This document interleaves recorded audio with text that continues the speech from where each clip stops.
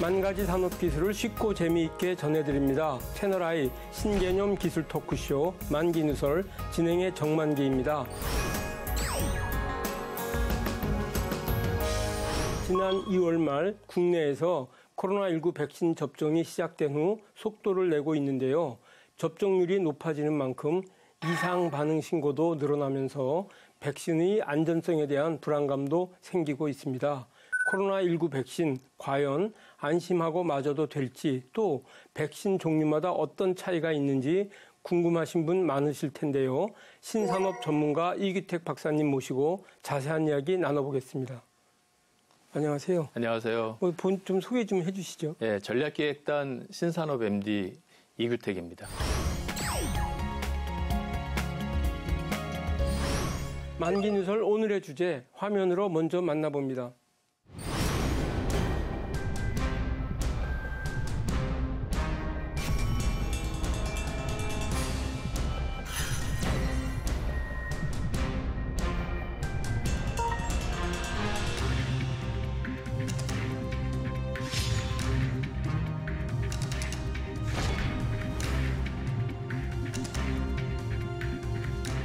일단 국민들이 백신이 어떤 원리로 이게 항원 형태로 만들어서 미리 체내에 주입을 합니다. 코로나19 바이러스가 들어왔을 때는 항체를 만들어내고 그걸 이겨내는, 그러니까 대규모로 전 인류를 대상으로 임상을 지금 하고 있는 셈일 수도 있습니다. 그렇죠. 그래서 진짜 우려가 하나도 없기를 바라는 수밖에 없겠네요. 현 시점에서는. 네, 맞습니다. 네. 사실 어떤 신약도 부작용이 0이다. 이런 건 있을 수가 없거든요.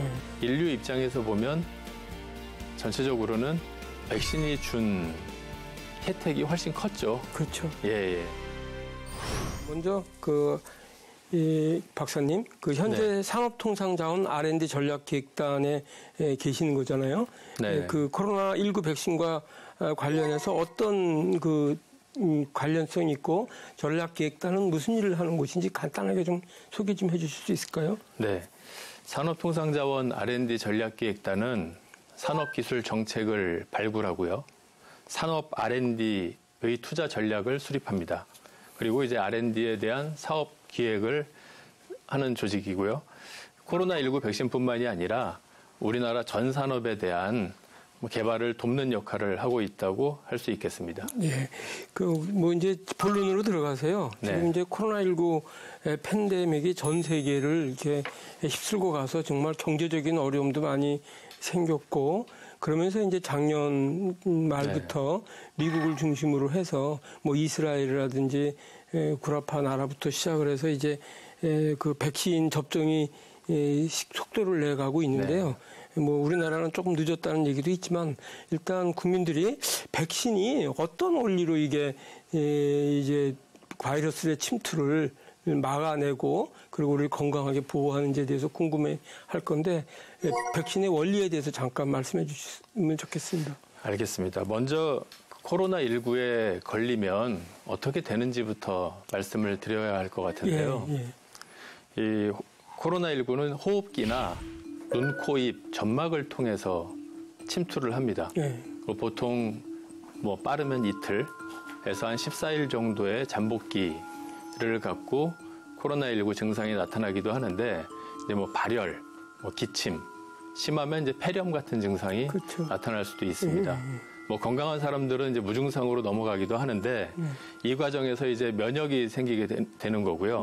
이 면역을 갖는 데까지는 이 잠복기 이후에도 최소 일주일에서 한 보름, 그러니까 14일 정도, 2주 정도의 시간이 더 걸리게 됩니다. 이 사이에 이제 본인도 몹시 아플 수도 있고 다른 사람들한테 감염을 시킬 수도 있기 때문에, 그래서 이제 저희가 백신이라는 거를 통해서 좀 미리 면역을 갖게끔 도와주는 역할을 하게 되죠. 그러니까 백신이라는 것은 우리가 코로나 바이러스가 침투하기 전에 미리 면역 체계를 좀 가동시키는 역할을 하는 거다. 그렇게 보면 되겠네요. 백신은 이제 증상이 있으면 안 되니까 이 코로나19를 무해한 항원 형태로 만들어서 미리 체내에 주입을 합니다.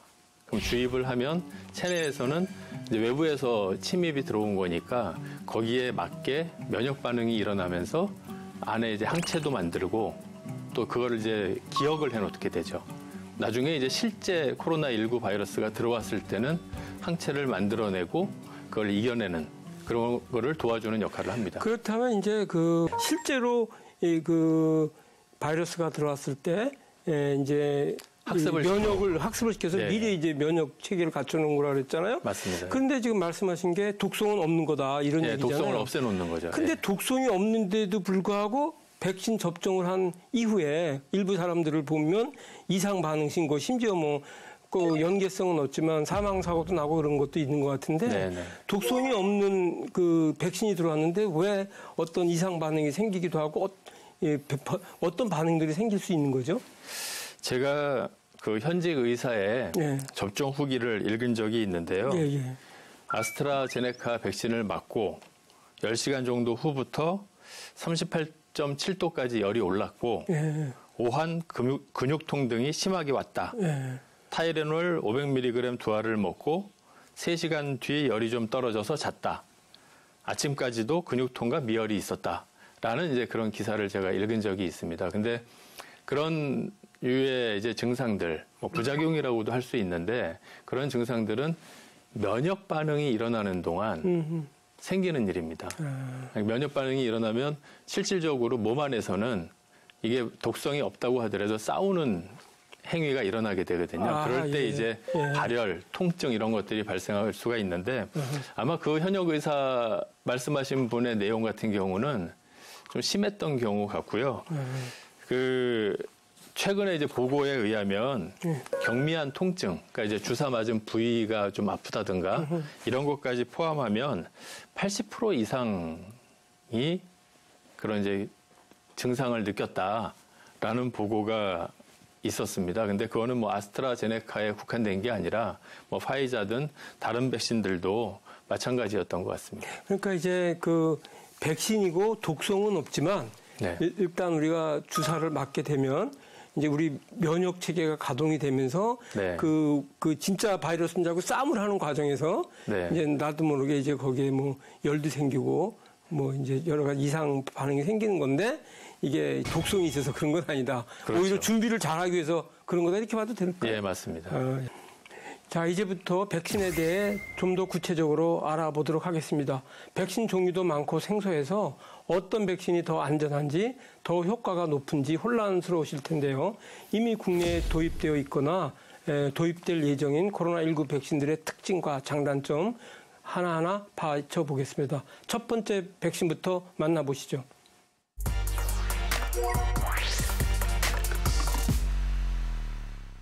네, 아스트라제네카, 파이자와 함께 가장 초기에 도입된 백신이 아스트라제네카잖아요. 네. 이미 일부 좀 말씀해 주셨잖아요. DNA를 주입하는 거다 이렇게 했는데 이게 아무래도 우리가 초창기에 많은 사람들이 맞았기 때문에 궁금한 분들이 많을 건데 어떤 특징이 있고 효과는 어떤지 이런 걸 좀 설명을 해주시면 좋겠습니다. 네, 현재 이제 2천만 회분 2회 접종을 하니까 1천만 분 정도의 양은 지금 확보가 된 상태입니다. 점진적으로 계속 들어오고 있는 중이고요. 좀 전에 말씀드렸던 것처럼 바이러스 벡터 방식으로 만들었기 때문에 기존에도 좀 사용하던 방식이거든요. 그러니까 어느 정도 좀 검증돼 있어서 좀 안전성을 우리가 예상할 수 있는 그런 백신이고요.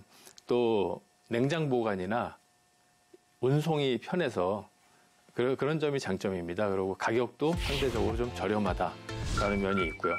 대신 이제 예방 효과라는 측면에서는 파이자나 모더나 그러면 이제 90% 중반대잖아요. 근데 이게 60, 70% 정도 수준이면 너무 낮은 거 아닌가라고 이제 또 걱정들을 하십니다. 근데 이제 이게 예방 효과 측면에서 60, 70%라는 거지 이 백신을 몸에 맞아서 어느 정도 항체 형성을 돕게 되면 나중에 또 걸릴 수는 있어요. 걸리더라도 중증으로 비화되지가 않습니다. 그래서 그런 측면에서는 굉장히 효과가 있다라고 지금 그 검증이 좀 돼 있는 거고요. 그래서 이 요즘에 이제 아스트라제네카 같은 경우에 뭐 부작용, 아프다, 뭐 여러 가지 또 그것 때문에 기저질환자 분들 중에 사망하는 분들 좀 나오기 때문에 걱정하시는 분들이 많은데 그럼에도 불구하고 맞을 수 있으면 맞는 게 좋다라고 말씀드릴 수 있을 것 같습니다. 그렇군요. 국내 도입 코로나19 백신 두 번째입니다.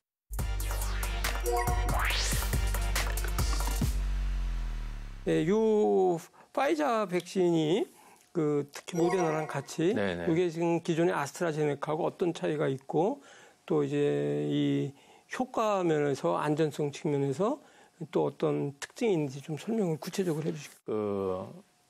RNA 자체가 불안정하기 때문에 네. 기존의 RNA 타입의 백신으로는 이번에 나온, 작년에 나온 파이자와 모더나 방식이 세계 최초입니다. 예.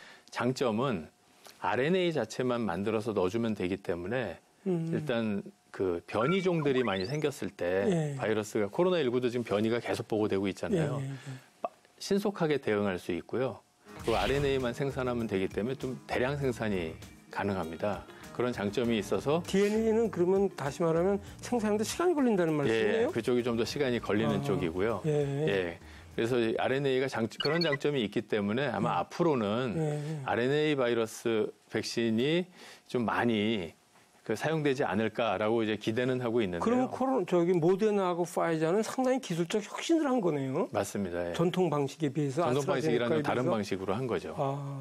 근데 이제 미래의 방식이라고 뭐 감히 얘기할 수도 있는데 아직 이제 충분한 시간이 안 지났기 때문에 우리가 좀 검증하는 데 있어서 좀 검증은 어떤 측면인가요? 그러니까 혹시 부작용이 생길 수 있다라는 거예요? 아니면 효과가 뭐 별로 이제 지속성이 없을 수도 있다 이런 건가요? 지금 예방 효과 측면에서는 90% 중반대로 상당히 좋습니다. 근데 말씀하신 것처럼 이 면역력이 얼마나 지속될 거냐에 대한 정보도 지금 정확하지가 않아요. 그게 1년이 갈지 2년이 갈지 잘 모르기 때문에 이제 매년 맞아야 된다는 얘기가 그래서 나오고 있는 거고요. 또 5년이나 10년 후에 어떤 부작용이 생길지는 지금은 이제 알 수가 없는 그런 상태입니다. 그리고 굉장히 이제 저온에서 보관을 해야 되는데 파이자 방식은 마이너스 70도, 모더나 방식은 마이너스 20도로 이 냉동 보관의 온도가 좀 다른데 그런 측면에서는 모더나께 좀 유리하죠. 마이너스 20도라면 일반 냉장고의 냉동고 수준이거든요. 근데 이제 마이너스 70도는 좀 더 핸들링하기가 좀 어렵다는 측면이 있고요.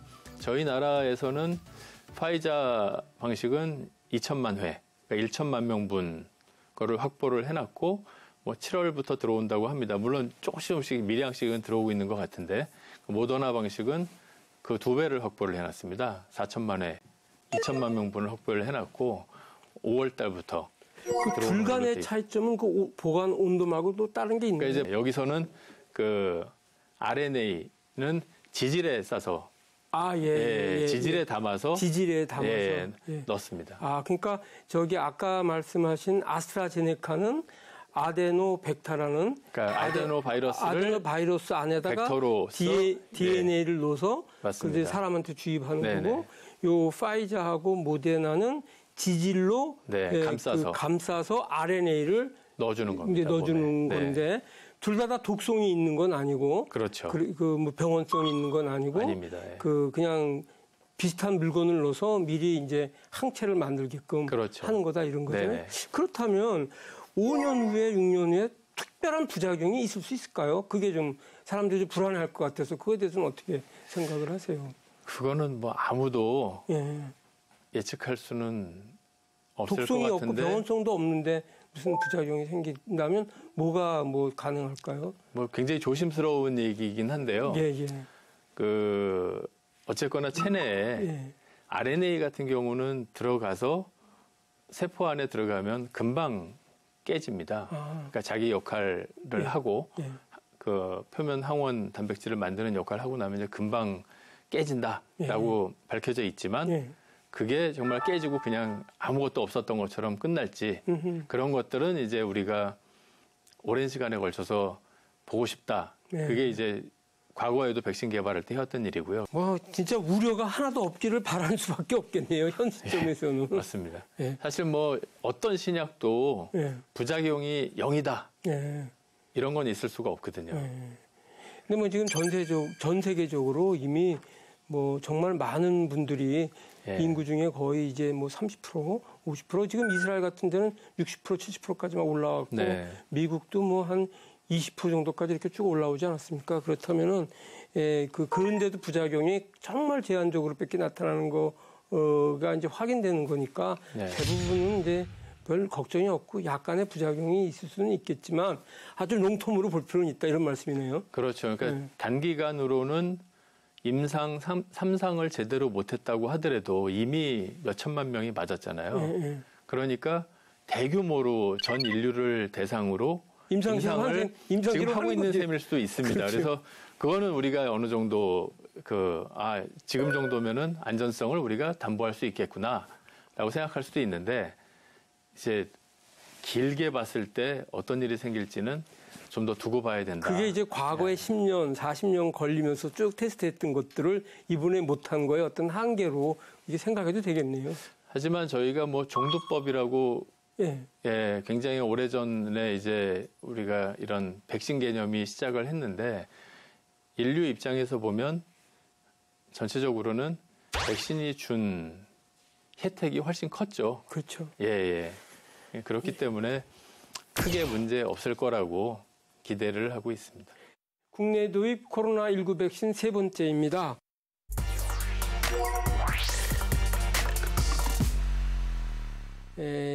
얀센 백신이 또 이제 도입이 되는데 이 얀센은 다른 백신에 비해서 어떤 특징과 효과 내지는 뭐 그 지속성 이런 점에서 뭐 차이가 있는지요? 그 아스트라제네카 방식하고 마찬가지로 바이러스 벡터 방식으로 개발을 했기 때문에 냉장 유통이 가능하다라는 편리한 점이 있고요. 상온에서 그럼 가능하다. 뭐 별로 온도 그렇게 안 나고 보통 2도에서 8도 사이를 주로 많이 얘기합니다. 근데 이제 특기할 만한 점은 1회 접종으로 그 60%대의 예방 효과를 가질 수 있다라는 그게 아마 가장 큰 장점일 것 같고요. 왜 차이가 나는 거예요? 진짜 궁금해요. 어떤 건 두 번, 어떤 건 한 번. 그게 이제 뭐 각 회사에 갖고 있는 고유의 기술이기 때문에 속속들이까지는 알기는 어렵지만 그래서 그게 이제 얀센의 장점인 거죠. 그래서 우리나라가 현재 한 600만 회, 그러니까 600만 분이 됩니다. 를 확보해 놓은 상태인데 제 생각에는 얀센의 타겟은 저개발국이 아닌가. 왜 그렇죠? 저개발국들은 그 마이너스 70도, 마이너스 20도 이런 거에 이제 보관 유통이 상대적으로 좀 콜드체인이 없다. 맞습니다. 어려울 것 같거든요. 그러니까 그 냉장 보관만 가능하면서 또 더군다나 2회 접종해라 30일 간격으로 그런 것도 상당히 큰 부담이죠. 그래서 1회 접종으로 끝낼 수 있는 그런 백신을 개발한 것 같습니다. 이규택 박사님 오늘 말씀 잘 들었습니다. 사실 백신에 대해서 뭐 많은 얘기들이 있지만 이렇게 좀 체계적으로 접할 기회는 많지는 않은데 오늘 이렇게 좀 백신 하나하나에 대해서 설명을 해주시니까 저도 이해가 많이 되는 것 같습니다. 이규택 박사님 오늘 말씀 잘 들었습니다. 그 바이러스 또 백신에 대해서 일목요연하게 잘 이해되는 것 같습니다. 감사드립니다. 감사합니다.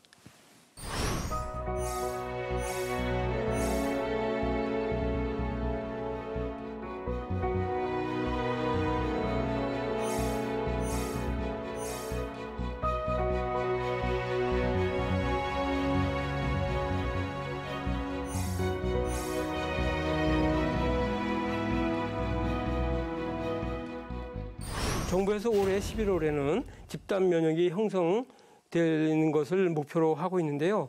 기저질환을 갖고 계신 분들은 접종 전에 반드시 의료진과 상담을 하시고요. 건강한 대부분의 국민들께서는 백신을 꼭 맞으셔서 빠른 시간 내에 집단 면역이 형성되는 데 동참해 주셨으면 좋겠습니다. 다음 시간에는 코로나19 백신 접종 이후에 팬데믹 전망은 어떤지, 또 우리나라의 백신 관련 산업은 어떤 수준인지 알아보도록 하겠습니다. 많은 시청 부탁드립니다. 시청해 주신 여러분 고맙습니다.